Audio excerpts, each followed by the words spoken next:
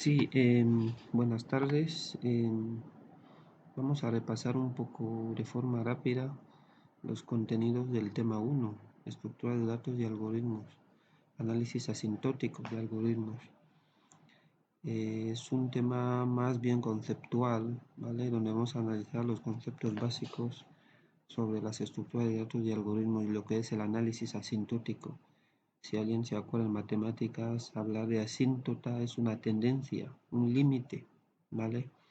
Entonces, cuando hablamos de análisis asintótico, es decir, vamos a analizar los algoritmos, el comportamiento de los algoritmos cuando el número de entrada, es decir, imagínense un problema que tiene que ordenar un vector de n elementos. No es lo mismo ordenar un vector de 5 elementos que de 1 millón de elementos. Entonces, ese n, el tamaño del problema, el número de elementos a ordenar, cuando crece, cómo se comporta el algoritmo. Eso se llama análisis asintótico. El concepto de abstracción, la operación mediante la cual la inteligencia humana llega a formar conocimiento conceptual común a un conjunto de objetos. Esto es, extraer y agrupar, descubriendo cualidades comunes, englobándolas bajo un mismo concepto. ¿Vale? Aquí tenemos un ejemplo de ser vivo. Se clasifica en animal, vegetal, humano, profesor, ¿sabes? Entonces, vamos a ver cómo abstraemos lo que es los nodos raíces, que son Juan, Pedro, esto, y luego los clasificamos en profesor, estudiante, ingeniero, y luego en humano, mientras el perro, bingo y ¿cómo se llama? Los clasificamos en pero humano y pero los volvemos a abstraer a un nivel superior que lo llamamos animal, mientras la flora es vegetal, pero animal y vegetal lo volvemos a abstraer hasta lo que es el ser vivo. ¿Vale? Eso se explica ahí. Tipos de datos. Este es el tema que yo quería que me analicen un poco. Muchos han estado grabando vídeos. Francamente, algunos lo han hecho bastante bien, solo que no han usado lo que son los apuntes. Hay que usar los apuntes y luego si hay que consultar fuentes externas, se consultan, pero en principio hay que usar los apuntes. Tipos de datos, una colección de valores, es decir, la colección de todos los números enteros, la colección de true false. Tipo de datos hay un conjunto de valores, ¿vale? Tipo de dato abstracto, es decir, un conjunto, es un tipo de datos, es decir, un conjunto de valores y además se definen unas operaciones sobre ese tipo, ¿vale? Ya no solo vale tener un conjunto de valores como el true o el false, también se definen operaciones como el not, el and, el or, el XOR, ¿vale? Entonces todo eso es lo que se llama tipo abstracto de datos. Ahora mismo estamos hablando de unos tipos que ya conocemos lógicos, enteros, pero nosotros en programación cuando tenemos un problema definimos un tipo abstracto de dato que resuelve el problema. Los datos van a ser los datos del dominio del problema y luego las operaciones van a ser los métodos que vamos a implementar, que resuelven, que manipulan los datos para resolver los problemas.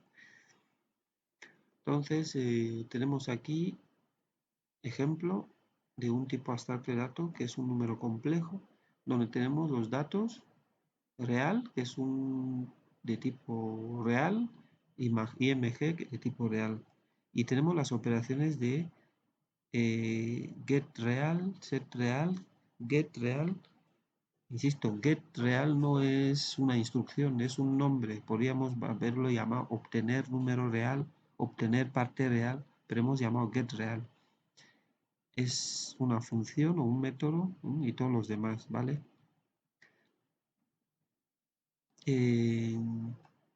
Los lenguajes de programación que soportan el paradigma de orientado a objetos son Java, C, hay muchos.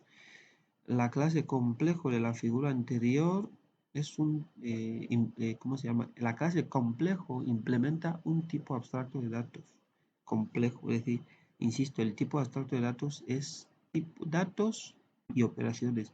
Y una clase, aunque parece lo mismo, pero en la clase ya implementa. Date cuenta que cuando se implementa una clase, un tipo abstracto de datos con una clase, la operación sumar. Alguien puede sumar usando un algoritmo, el otro algoritmo, entonces, pero aunque los dos sumen y tengan el mismo resultado, pero las implementaciones son diferentes, ¿vale? Por eso dice que la clase es una implementación de un tipo abstracto de datos. Los tipos abstractos de datos pueden ser básico, escalar, ordinal, ¿vale? Los ordinales es muy importante porque cada valor de la colección tiene un único predecesor, excepto el primer elemento que no tiene ninguno que le antecede, y un único sucesor, excepto el último elemento que no tiene nadie que le sucede. Es muy importante tener esto, lo que se llama ordinal, sigue en un orden, ¿vale? Es decir, da los dos elementos cualesquiera de la colección, siempre se puede decir quién está antes y quién está después en el orden que ocupan, ¿vale? Vamos a encontrar los enteros, por ejemplo, que cumplen esa condición. Los números reales no cumplen esa condición. Es muy importante. El tipo real no es ordinal, ¿vale? Por ejemplo, da los dos números enteros, el 0 y el 0,1. Entre ellos hay muchos otros números, ¿vale? Aunque hay orden entre ellos, se sabe quién es mayor y quién es menor, pero no estamos hablando de relación de mayor y menor, sino de orden. No se puede establecer una posición única que ocupe el cero, porque entre el 0 y el 0,1 hay muchos elementos. Luego los elementos nacen. Está el 0,001, 0,0001. Entonces, aunque yo diga el 0 ocupa la primera posición y el 0,1 la segunda posición, y esos que están en el medio, ¿qué posición ocuparán? Entonces, no es ordinal. Tipo de datos compuestos ya están compuestos por elementos individuales accesibles, ¿vale? Y las operaciones asociadas son almacenar los elementos y recuperar los elementos. El vector, colección homogénea de longitud fija. Muy importante. Cuando defino un vector, la longitud nunca puede cambiar, nunca, nunca y nunca. Si digo vector de 5 elementos, siempre va a tener 5 elementos como mucho. ¿Vale? No como mucho, siempre los tiene. Como los elementos son de tipo, por ejemplo, enteros, si yo no he puesto nada ahí, lo va a asignar un 0. En el elemento, por ejemplo, número 4, si no he puesto a sub 3 igual a 5, habrá un número ahí que es 0. Pero el vector reserva ese espacio de memoria, ¿vale? El índice del vector debe ser de tipo ordinal, es muy importante. Es decir, el índice del vector debe ser de tipo ordinal. No puede ser un número real, puede ser un entero, que es lo que se usa habitualmente. También puede ser un true o false. También puede ser índice de un vector, ¿vale? Ejemplo de un vector de 7 elementos, y los vemos ahí. Registro. También es un tipo de dato compuesto. En ese caso no es homogéneo, sino heterogéneo. Es decir, los elementos individuales no son del mismo tipo todos. Por eso hablan de la heterogeneidad. Es estructurado porque dice cómo se puede acceder a sus elementos. ¿Cómo se llaman? Los arrays o vectores también son estructurados porque dicen cómo se puede acceder a sus elementos. ¿Cómo se puede acceder a un elemento del vector? Mediante índice. ¿Cómo se puede acceder a un elemento del registro? Mediante selector de campo. ¿Vale? Eh, Aquí vemos, suponiendo que hemos creado el alumno Juan, se puede seleccionar su campo mediante selector Juan.nombre, Juan.edad, Juan.peso, ¿vale? Así se llama selector de campo. Conjunto. Conjunto de datos en las que con las operaciones de unión e intersección diferentes no es estructurado, es decir, no hay una forma de acceder a sus componentes, ¿vale? No puedo decir el elemento del conjunto, dame el elemento número 5, porque el conjunto, sus elementos no están ordenados, ¿vale? Tampoco ¿sabe? Entonces no es estructural, eso es muy importante, ¿vale? Tampoco se sabe si es homogéneo o heterogéneo, pero en principio no se pone nada, pero debería ser heterogéneo. Lista o secuencia, colección homogénea en ese caso también, todos del mismo tipo, ordenados, donde cada elemento tiene el predecesor excepto el primero y sucesor excepto el último. Tiene las operaciones de insertar, localizar, recuperar, suprimir dato, anular, anular la lista.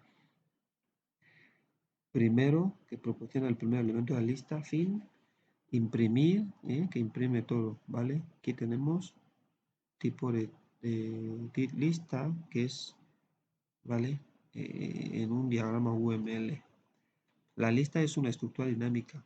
En ese caso no es como el vector, que cuando lo declaramos de 5 elementos, siempre va a tener 5 elementos. La lista sí es dinámica, crece y siempre tiene el número de elementos que hay, y su tamaño siempre es coincide con el número de elementos que hay en la lista. Entonces, yo puedo agregar, el tamaño aumenta, o suprimir elementos y el tamaño disminuye.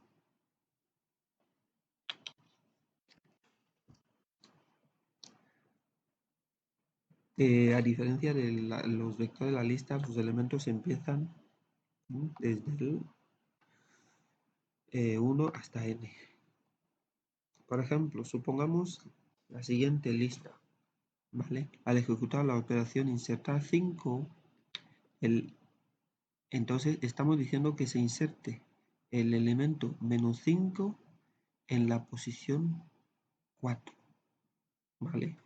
Luego vemos que la posición 1, 2, 3, 4, que es esta, el elemento menos 5 se ha insertado ahí, ¿vale?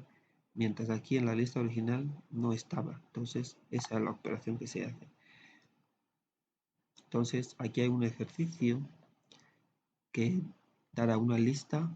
Si yo inserto el menos 4 en la posición 2, ¿qué pasa? Tengo que tener un resultado, una nueva lista con un elemento más.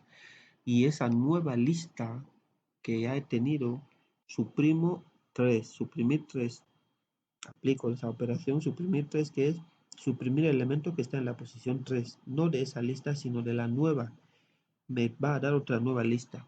La nueva lista vuelvo a recuperar el número 2. Recuperar en ese caso no tiene que modificar la lista porque solo eh, lee el elemento que está en la posición 2. Suprimir dato 9, que suprime todas las apariciones del 9. Todas. Insertar menos 4, 6. Inserta menos 4 en la posición 6. Estructura de datos. Es una implementación física del tipo de dato abstracto, es decir, mediante un lenguaje de programación, lo que decíamos, mediante la clase y luego ya se implementa. Si os dais cuenta aquí, por ejemplo, suma, ¿vale? Sumar dos números complejos, alguien puede sumar las partes reales como lo hacemos, pero alguien puede usar otra fórmula y hacerlo. Entonces, serían dos implementaciones diferentes, ¿vale?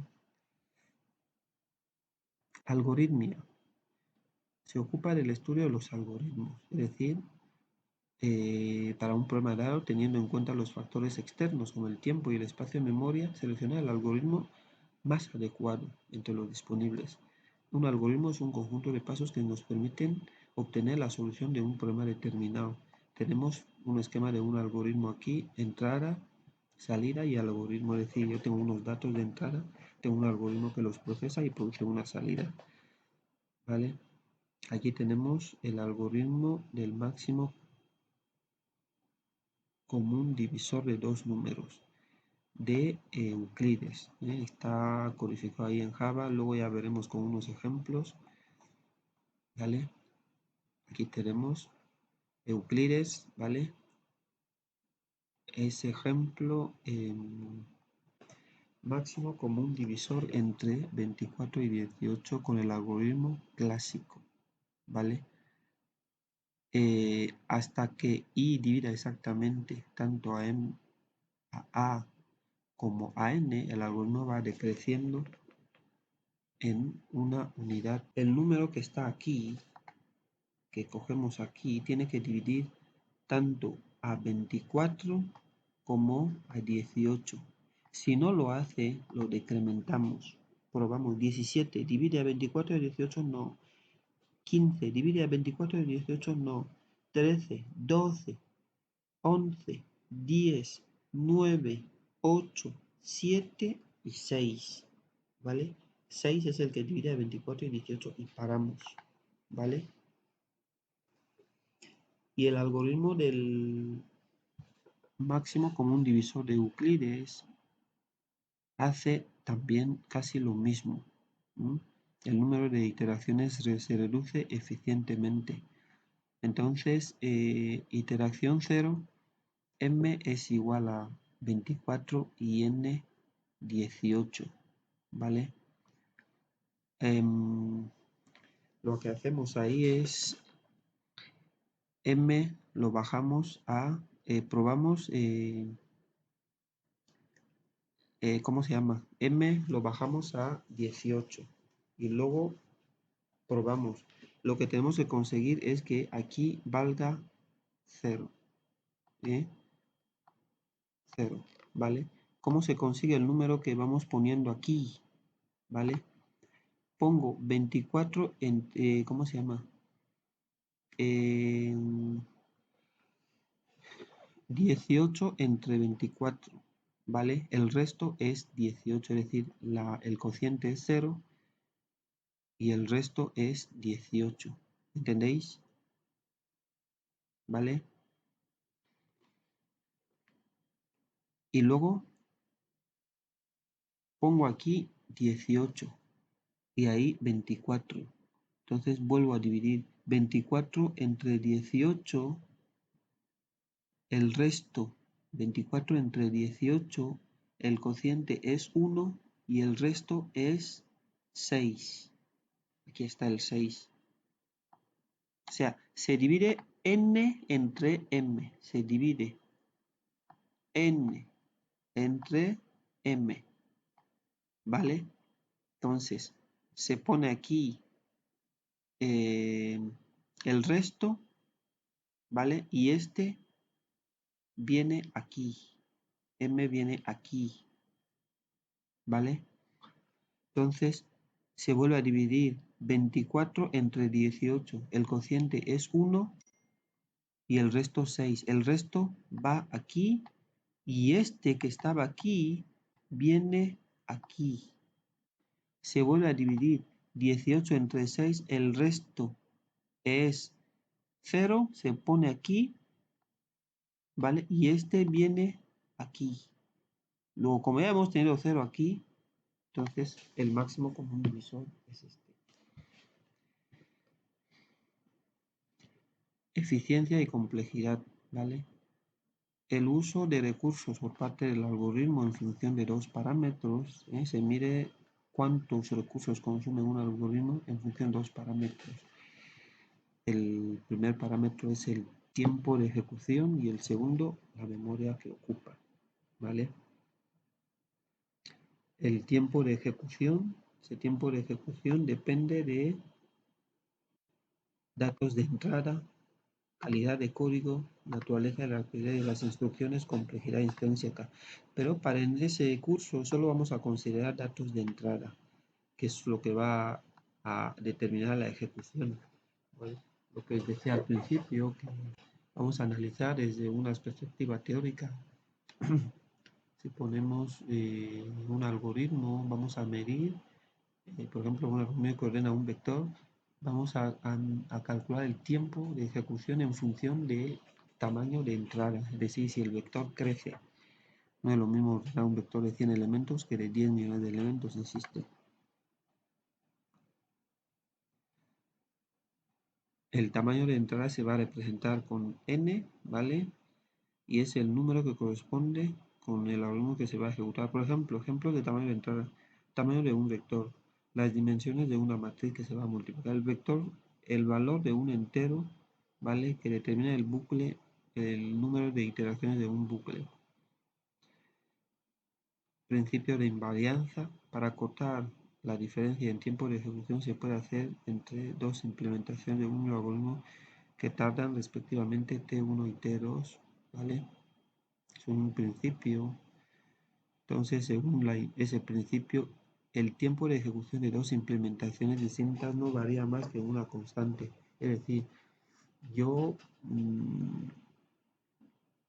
por ejemplo, si un algoritmo tarda 5 segundos, digo, si, por ejemplo, la implementación de un algoritmo tarda 5 segundos y la otra implementación eh, ¿cómo se llama? 8 segundos o 10 segundos, entonces vamos a decir que es el doble, ¿vale? Entonces es una constante lo que diferencia. Esto puede ser por naturaleza del procesador, lo que sea. Entonces, esa constante no vamos a considerar que es importante porque queremos estudiar en el peor de los casos, ¿vale? Lo peor es que estén relacionados mediante una relación lineal o cuadrática, ¿vale? Pero es constante. Es decir, yo multiplico por no, el doble, ese tarda aquí y ese tarda el doble del tiempo, que no es nada. Estudio en el caso, mejor caso, caso medio y peor caso, ¿vale? Un algoritmo, el mejor caso corresponde cuando la entrada, el algoritmo realiza menos instrucciones, es decir, hay situaciones en las que el algoritmo no tiene que hacer mucho porque los datos que le han facilitado puede tomar una decisión fácil. Ese es el mejor caso. El peor caso es cuando toca hacer el número de operaciones. Por ejemplo, cuando tú quieres calcular el máximo común divisor entre 30 y 15, simplemente al dividir entre los dos, 30 entre 15 me da 2. Y yo tengo ya fácilmente el máximo común divisor, que es 2. Digo 3, perdón. Entre los dos, porque 3 les divide bien a los dos. O 5, perdón, quiero decir 5. ¿Vale? No, es el 15. Disculpen. Porque el mismo 15 divide tanto a 15 como a 30. Pero el peor caso es cuando me dan 29 y 15. Tengo que hacer todas las iteraciones, todas y todas, hasta determinar que son primos, ¿vale? Y el caso medio es cuando está en el medio, por ejemplo, máximo común divisor entre 30 y 45, ¿vale? Voy a encontrar que no es 30, pero puede ser 15, ¿vale? Entonces no tengo que llegar a 1 iterando, pero llego en un extremo, o sea, en un término medio y consigo la solución. Y hay ejercicios que tenéis que hacer, de hecho ya se están pidiendo, ¿no? En esto, esos ejercicios y entregarlos ese fin de semana. Operaciones elementales. Las operaciones elementales son aquellas que se realizan en un tiempo constante, ¿vale? Las consideramos que no son costosas. Estudio del tiempo de ejecución del algoritmo se hará en función del número de operaciones elementales. Por ejemplo, si yo tengo que hacer una cosilla que le llamamos operación elemental, como sumar dos números, entonces cuando estudiamos el coste, ¿cuántas veces tengo que sumar esos dos números? Si es asignar una variable o si es movimiento o desplazamiento o comparación, ¿cuántas veces tengo que hacer esa comparación? Esto es lo que determina el coste del problema, ¿vale? El tiempo de ejecución de una secuencia de instrucciones se calcula sumando los tiempos de ejecución de cada una de las instrucciones. Por ejemplo, el tiempo de ejecución de una sentencia condicional. Si el predicado P es cierto, hacer sección 1. Si el predicado, si no es cierto, hacer sección 2. Entonces, tiempo de ejecución es constante, TDC, más máximo entre tiempo de S1 y S2, donde TDC es constante, luego no cuenta. Entonces, por ejemplo, si S1 tiene coste n cuadrado y S2 tiene coste n, luego el coste del algoritmo es n cuadrado, que es el máximo entre los dos. Hay que recordarlo muy bien. En un bucle, mientras el predicado P sea cierto, hacer S, estoy repitiendo S tantas veces como P sea cierto, ¿vale? ¿Cuál es? Es tiempo T de C, que es para analizar el predicado, más n veces, el número de veces que ejecuto el bucle. Y el bucle lo ejecuto, ¿qué hago durante la ejecución del bucle? N veces por T de S, el tiempo que tardo en ejecutar ese, más el tiempo de C constante que analizo el bucle, ¿vale? Siendo n el número de iteraciones y T de C constante. Llamar a una función, ¿vale?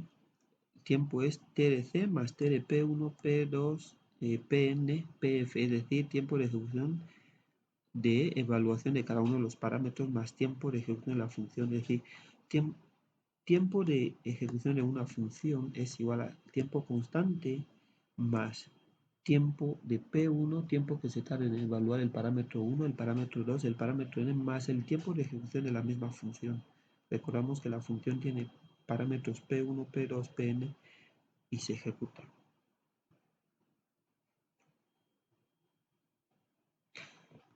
Aquí hay un ejercicio, ¿vale? Que tenéis que resolver. Otros ejercicios. Aquí tenemos las cotas asintóticas, cota superior. Esto es teórico, hay que mirarlo, ¿vale? Vienen los apuntes. Regla del máximo, regla del producto, regla del límite, ¿vale? Esto hay que estudiarlo bien porque va a venir de un examen test que os voy a hacer. Hay que hacerlo. Regla de la suma, regla del producto, regla del límite y la cota exacta, ¿vale? En resolución de recurrencias. ¿Qué es una recurrencia? Es una función que se llama a sí misma, ¿vale?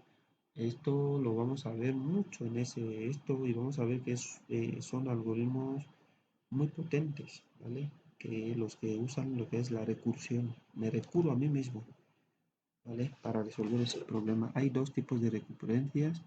Recurrencia mediante sustracción y recurrencia mediante división. La recurrencia mediante sustracción se representa así, ¿vale?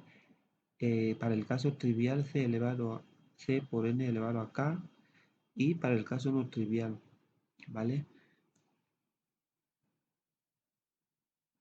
Donde t de n, ¿cómo se resuelve la recurrencia? T de n tiene que estar en O de k dependiendo del parámetro a, ¿vale?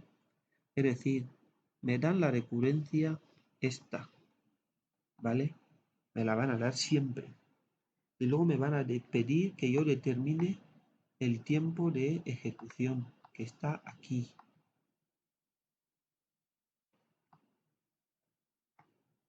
Es decir, implica esa recurrencia que hemos visto abajo es de orden, puede ser de orden O elevado a nk, O elevado a nk más 1, O elevado a n diff b, dependiendo del valor de a, b o c aquí, porque aquí me van a dar los valores de A, B, C, todo aquí me lo van a dar. Y yo en función de esos valores voy a decidir para el valor de A o B, A, ¿vale? Y B y C voy a decidir en qué tiempo está aquí. Por ejemplo, si A es menor que 1, sabré que si K vale 2 va a ser orden de O elevado a n cuadrado.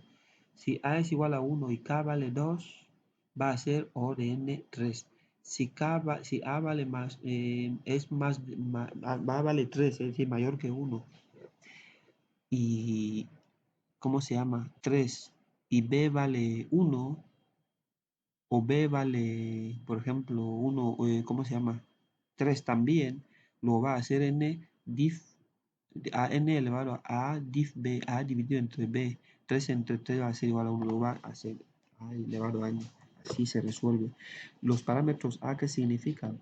A es el número de llamadas recursivas, b es la cantidad que se reduce el problema y c elevado a k representa el coste de las instrucciones del algoritmo que no son llamadas recursivas. ¿Qué quiero decir esto?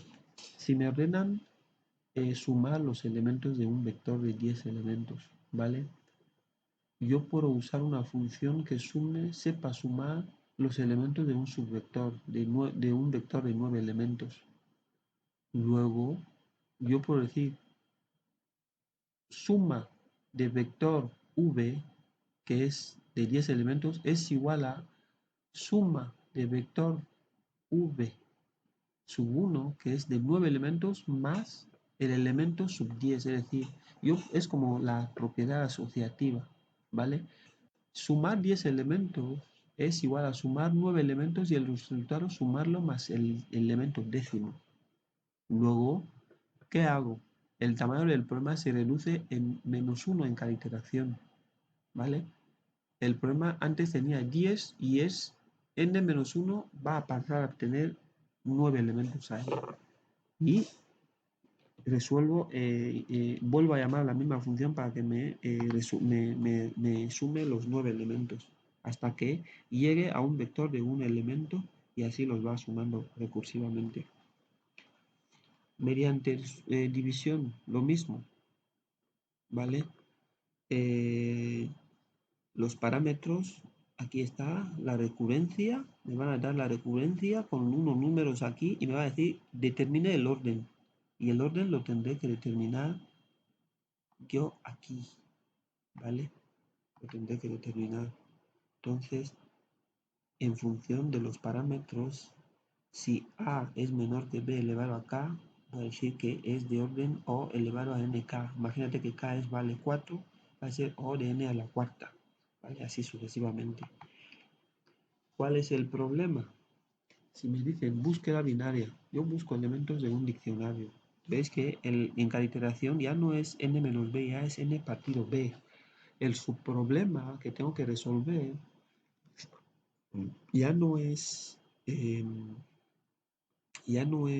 que sea reducido en una unidad, sino que sea dividido en dos. Por ejemplo, cuando yo hablaba de ordenar de sumar los elementos de un vector de 10, pasaba a plantear el problema, dividirlo en plan pasar a sumar los elementos de un vector de 9 más el elemento 10. Luego el vector de 9 respecto al 10 se ha reducido en una unidad. Pero si me dicen, busca la palabra unge en el diccionario, ¿vale? Si yo divido el diccionario en la mitad, yo lo abro en la mitad, por ejemplo en la letra M, vamos a suponer, yo solo voy a mirar una parte, ¿vale? La parte que tiene las letras mayores que M, porque yo sé que la U de unge está ahí. Entonces la otra parte la descarto.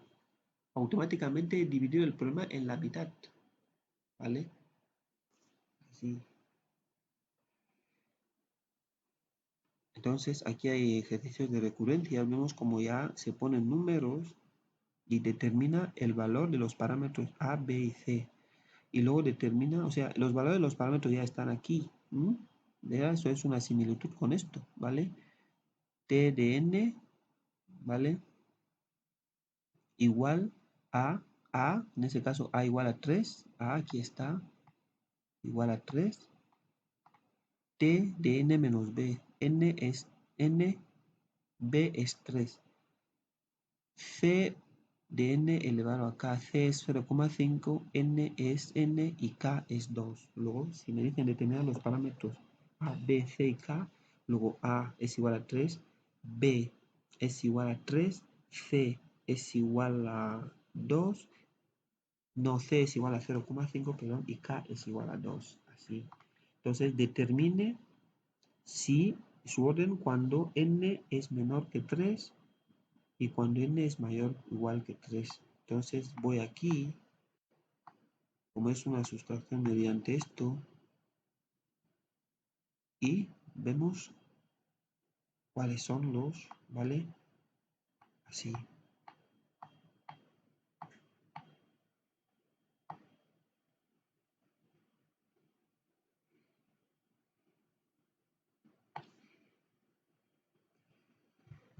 Aquí también igual, es un ejercicio, ¿vale?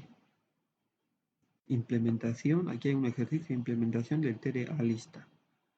Entonces ese programa vais a crear clases, las tres clases. Este es un array de números complejos.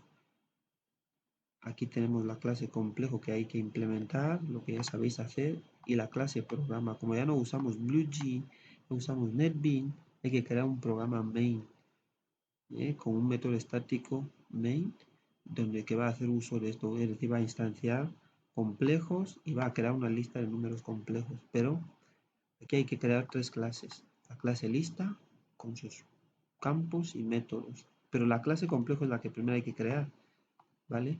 Porque vemos que esta clase lista depende de la clase complejo. Esta es una relación de dependencia. Porque aquí no puedo crear ese campo de array list de número complejo si yo previamente no tengo número complejo. Yo creo la clase complejo con sus campos y métodos y creo la clase lista y luego la clase main. ¿Vale? Aquí tenemos que las explicaciones para hacer el ejercicio, aquí están. El método ordenar ordena de mayor a menor los números complejos y dicen un número complejo es mayor que otro si su módulo es tal. Aquí tenemos un método que nos calcula el módulo, entonces es un ejercicio, no es un ejemplo, ¿vale? Que hay que resolver. Entonces aquí el método imprimir imprime todos los números complejos, ¿vale? De esta manera. Entonces, imagínate que la lista de número complejo tiene 5 elementos. El primero es P, la parte X es el módulo. El módulo es tal, la parte real y la parte imaginaria. Si se imprimen los números complejos, imprimo P2, es decir, el segundo número complejo. X 2,5, real 1,5, imaginaria 2, así. Entonces, ese es el resultado de la ejecución. El método main hace lo siguiente, ¿vale? Entonces, con esto damos por finalizado el tema, la lectura rápida del tema.